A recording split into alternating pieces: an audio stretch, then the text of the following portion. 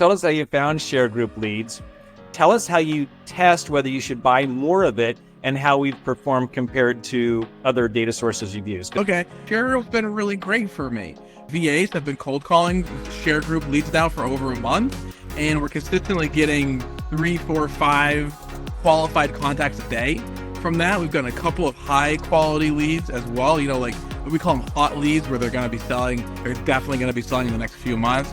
We've got several of those as well. Yes. So it's been really great. All right. So you were saying, tell me a little bit about your 2024, Ian. 2024 got off to a little bit of a slow start. I've heard that from a lot of different real estate agents that springtime, early summer was a little slow, and I experienced that as well. And then my midsummer got busy. I was listing 2 houses a week or so all through the summer, and I'll have a good September. I have 5 closings coming up in September, a couple of listings. I have 3 listings right now that are all condos, and I thought I priced them right, but they're sitting there and I think I'm going to get an offer today on one of them. The other one I'm going for a price drop, and the other one I think just might be not going anywhere. Gotcha. Okay. Mm-hmm. So, you know, the reason we like to do these meetings is so that we have an opportunity to take a real person who's doing great volume and has a lot of experience in the market and just make it an experience share video where if they get to see what life is like in your shoes, you know, and the things you've tried, the things that have worked, the things that didn't work. So it's an ever-changing experiment to be able to find the best place to put your resources that are tapping into the sellers that you can identify and turn into obviously that transactions. I've been doing this for about 9-10 years. I've been selling houses. Yeah. Some years ago, I pivoted really to sellers only. I'll work with buyers here and there, but I mean, I canceled my Supra on my phone. Like, I don't even have Supra. I don't want to open a Supra lockbox at all. So I really just try and do sellers. And if my sellers want to buy a house, that's great, but I don't like buyers that much. So I really have been a cold caller for years now. 7, 8 years I've been doing strictly cold calls, some referrals here and there, a little bit of Sphere. I don't have a website. I tried social media marketing. That never got me anywhere. I've just been strictly cold calling. And so I was at a party in Rhode Island, and I met a real estate agent who was much more successful than myself. And he goes, well, I hire Filipino VA callers in the Philippines to cold call for me. And I thought, wow, that's amazing. So I started doing that. And I've been doing that for years now. And, you know, a VA in the Philippines will never get the same results as me calling. They're never going to get the same quality as me. But if you have enough quantity, it should be okay. So I've gone through a bunch of cold callers over the years, and right now I've had the same one for going on 3 years, I believe, maybe 4, and then I've got another one who's about a year, and from a brokerage I worked with through LexisNexis, and that was good. He just gave it to me for free. That was really nice, and that was thousands and thousands of dollars of data. That was good. And then we started using Mojo Dialer, and Mojo had geo leads. So we started using geo leads, and that was good. That was good. But we exhausted it. I made all the lists possible in those. Sure. So we exhausted that. So then I started looking for. I need more results. Yeah. And they had called all my lists so many times. We weren't getting anything anymore, and I was still paying these cold callers, and I wasn't getting anything. Sure. So I started networking with some local agents who cold called, and I said, where should I buy leads? And they said ShareGroup. So I tried out ShareGroup, and I didn't know what it was going to be like, so I just tried like a first buy. You know, I spent $1,400 right on a first buy, and it's just additional phone numbers. It's good quality. It's not bad quality. It's good. And now we're just doing ShareGroup now. That's all we're doing right now. Gotcha. Okay. Mm-hmm. So a couple of questions then. How did you find your ISA, and how do you manage them, and what do you expect them to do for you? So I originally went through like a third-party company that hires the Filipino VA, and then I hire the company, and they assign a VA to me. And I did that for like a year or so, and it was expensive, and the quality wasn't really there. And so I started going on Facebook, and I started deciding to do this on my own. Okay. So I basically searched on Facebook Filipino virtual assistants or virtual cold caller. And there's tons of these groups. And I just put up a quick little post and I said, I'm hiring. And my Facebook Messenger inbox was inundated with people. And I asked them to send me a resume and a voice recording, a phone call recording. And, I'm not looking for perfection in an accent from them, but I'm looking for one step from perfection. Okay. I want the elderly man or woman who answers the phone for them, who has never spoken to anybody, outside of New Hampshire, to easily be able to understand them. Yes. As it's key, and not hang up on them within 3 seconds. Give them at least 25 seconds, right? Because I know they're getting hung up on either way. Well, let's stop there. I have 2 questions. So what does the first part of that call sound like? What's their opening 10, 15 seconds? Yeah, I don't do things the same way as everybody else. Okay. I don't like the, hi, my name is Shawan, and I'm calling from ABC Realty, and how are you today? Yeah.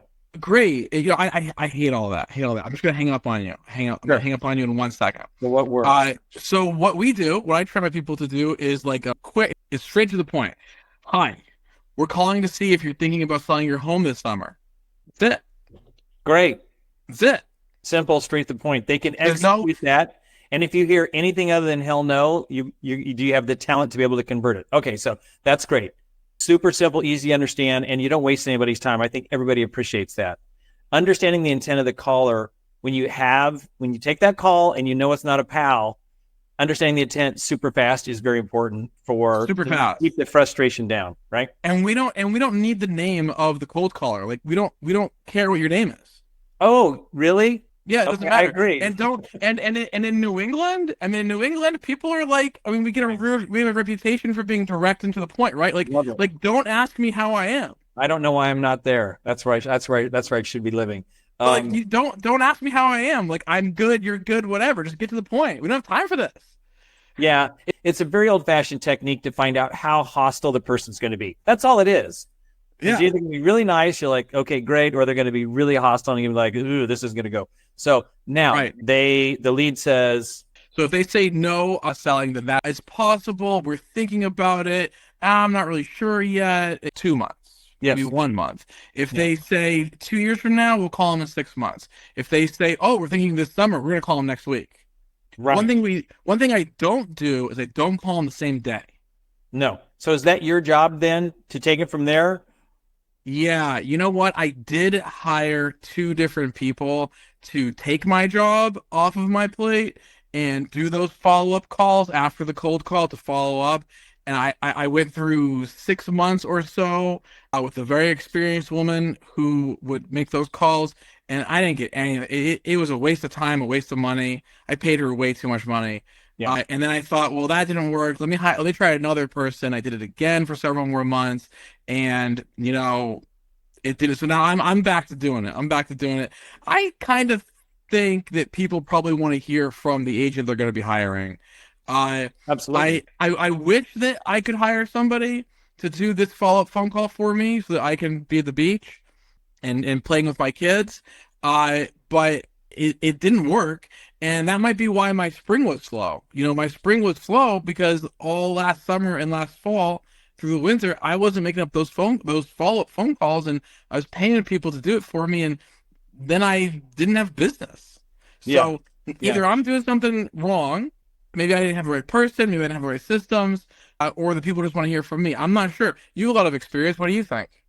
Well, yeah, I think if you have somebody that has given you anything other than that no and has some qualifiers around it, getting the call from you is the perfect way to say, you spoke with somebody on my team. Now I'm personally following up because as a local expert, your interest and intent is super important to me, and timing this transaction so that we work on that together. I believe in all of that as just being a next level service that they're looking to get. They tolerated the call from somebody who has one specific job, and they were, they cooperated in that, and they told you what you need to hear. I think you bring it to the finish line, and using automation around that lead, whether it's 1, 2, 6, 9 months, is super important. So the technology that can push messaging out, do you have that yet? No. Okay, so there's some great technology out there that basically says you have your 90-day sellers, your 180, your 270-day sellers. You record one voicemail, and you go, "Hey, this is Ian. We chatted last month about X, Y, and Z, and I want to know if this is the right time for us to check in again. If you have anything going on that's new that you want to tell me about, here's my phone number." It's one voicemail. The only thing, it's not personalized, but you can drop a voicemail in 100, 200, 500 prospects you've had a conversation with. And so there's lots of places where you can do those voicemail drops, which is a great way to say, "Oh, I didn't see my phone ring, but I got a voicemail. Hey, it's Ian Handel, local realtor. We chatted last month about this." Yeah. So I think that would be cool, because anything that creates personalization and automation and keeps your pipeline moving forward so they don't forget who you are if you don't stay in touch, right? That's a good idea. Yeah, I like that. Good idea. Do you do text messages as well? Like an automated text message? Yeah, so for our business in selling to brokers and realtors, we use HubSpot, and we also use Kixie. Kixie integrates messaging and voicemail drops with our HubSpot software, which is where all of our customer and prospect information resides. Okay. Yeah. So that's something I should look into. Yeah, I think so. There's a company that's called, I think a lot of the large platforms do it, but there's one that's called Agent Legend that does that. So you can schedule campaigns. Like you could say everybody who said maybe in August, so that they get a voicemail in September, they get an email in October, they get a text message in November, they get you can set up a whole year's campaign recording or writing or recording those messages, and then just like set it and forget it, because you want the inbound call that says, "Hey, we're ready to chat," right? That's gold. Tell us how you found ShareGroup leads. Tell us how you test whether you should buy more of it, and how we've performed compared to other data sources you've used. Okay. ShareGroup's been really great for me. VAs have been cold calling ShareGroup leads now for over a month, and we're consistently getting 3, 4, 5 qualified contacts a day. From that, we've gotten a couple of high quality leads as well. Like we call them hot leads, where they're going to be selling. They're definitely going to be selling in the next few months. We've got several of those as well. Yes. So it's been really great. Awesome. So you did a test phase. What are you looking for? Because agents the thing that we fight in is, I got 100 leads and I had 20 bad phone numbers. That's no good, right? So obviously you work in volume. That's why you're doing well. What is a test for you? How do you conduct that? And what are you looking for? Just to help other agents understand how that's the right approach. Yeah. So, I really wanted to test out ShareGroup and see. I didn't want to go and spend $10,000 without knowing if ShareGroup was going to be good or not. So I really wanted to test the water a little bit. Yeah. And so I bought that initial batch of leads. And really what I was looking for was, are the phone numbers correct?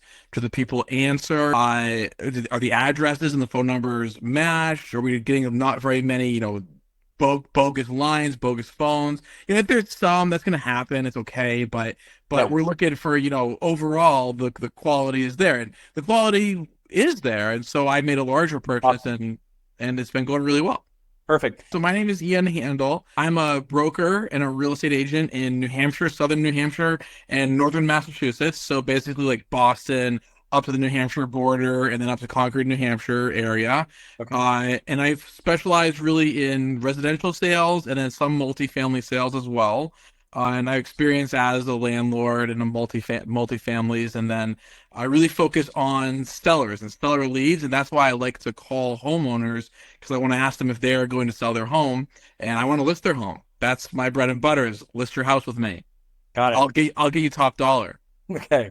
You have a really infectious personality, very likable, that I'm sure plays well for you in your market. And you've been in there 9 or 10 years? Yeah, going on about 10 years. Okay. I started off as a buyer's agent. I sold 22 houses my first year as the go-to person for a listing agent. I was kind of right-hand man, and she taught me everything I know. She gave me a great runway and a good head start. And then after about 2 years, I started realizing listers last, and I pivoted. I like that. I self-educated. I wanted to learn how to be a listing agent. And so I really did YouTube University, and I listened and listened and listened. I talked to people, and I learned how to cold call, and I learned how to what do sellers want? What is in the seller's mind?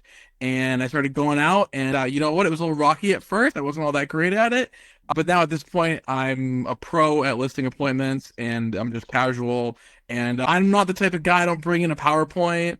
I don't bring in an iPad. I don't bring in a presentation. I have a folder. I bring comps, stapled comps, and we go through the comps after we talk. We walk their house. We talk.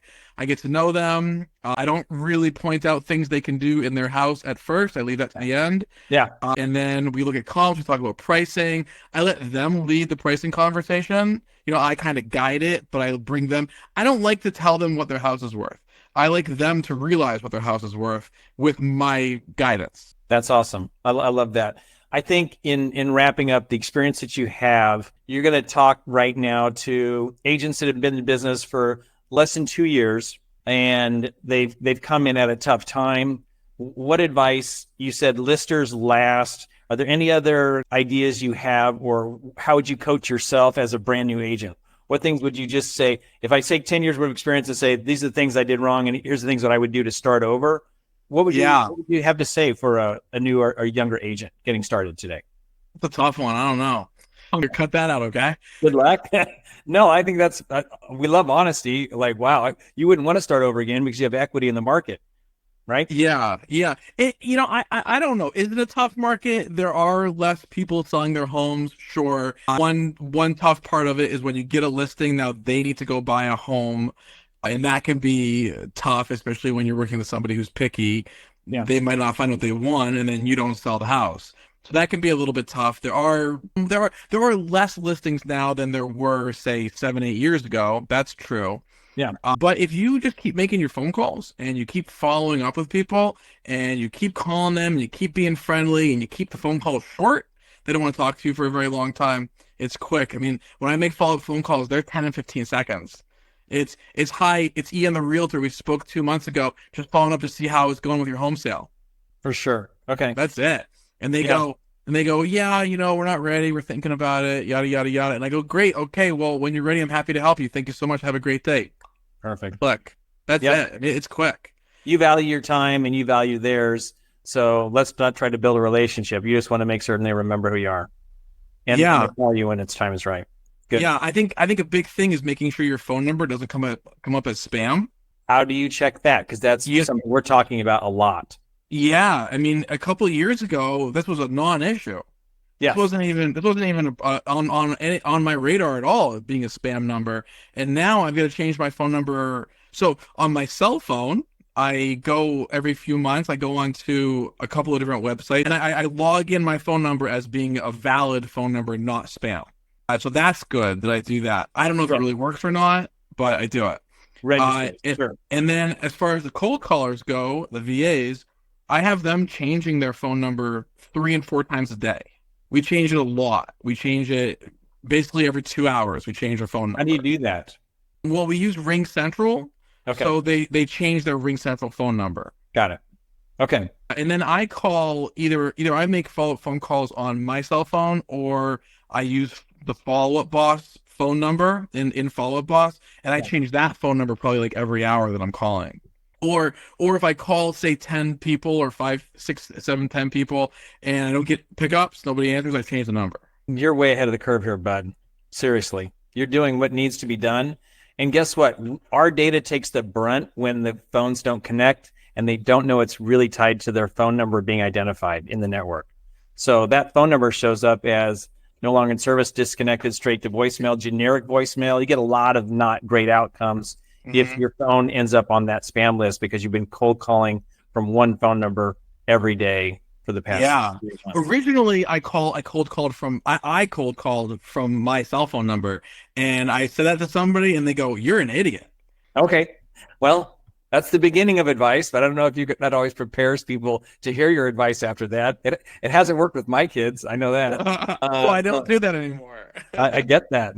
Yeah, there's a learning opportunity there for sure. What other ways of avoiding being labeled as spam do you know of? I don't. You have to change your number, and you have to check your number to make certain if it's shown up there. That's about it. Yeah. Okay. I mean, and specifically Ring Central and those types of voice over IP solutions are absolutely the best value and the best solution, because the only thing that's better than that is if you get into something at an enterprise level where you have 100 people, more than 25 people, then you can go to an enterprise solution where they monitor, and they know exactly when that phone is no longer good for outbound calling, and then you get switched out. So you don't have to guess or over switch, but that's big dollars when you get into those enterprise calling solutions. Okay. Yeah, I'm not there. So yeah, we don't want to be there. We're small business guys. So yeah. Can I call you later another day and pick your brain about anytime. the voicemail drops and the text messages? I should implement that. Those are good ideas. Yeah, absolutely. I'll connect you with that guy, and you'll love what they do. Okay. Okay, that's great. Thanks, Deanne. This has been fantastic. This has been great. I appreciate it. Thank you. You bet. And when you get your first closing off of a ShareGroup lead, send us a picture. Okay. And maybe the sale amount. Okay, that's great. That's great. If I attend the closing. Wow, whatever you say. I just turn them and burn them, man. Okay. Thanks very much. Half joke. All right. Thanks very much for your time. Thank you. Bye.